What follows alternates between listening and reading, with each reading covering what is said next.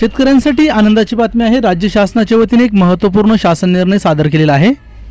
शेतकरी बंधूंनो, आपण जर यापूर्वी कुसुम सोलर योजनेसाठी जर अर्ज केला असेल तर आपल्यासाठी आनंदाची बातमी आहे। राज्य शासनाच्या वतीने काल एक शासन निर्णय प्रदर्शित करण्यात आलेला आहे आणि यामध्ये जो निधी आहे तो सौर कृषी पंपासाठी वितरित करण्यात आलेला आहे।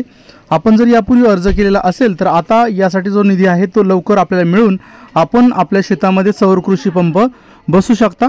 या संदर्भात जर आपल्याला अधिक आणि सविस्तर माहिती हवी असेल तर आपण डिजिटल अभिजित 1 या यूट्यूब चॅनलवरती सर्व माहिती सादर केलेली आहे किंवा आपण maharashtraYojana.in या वेबसाईटला देखील भेट देऊ शकता।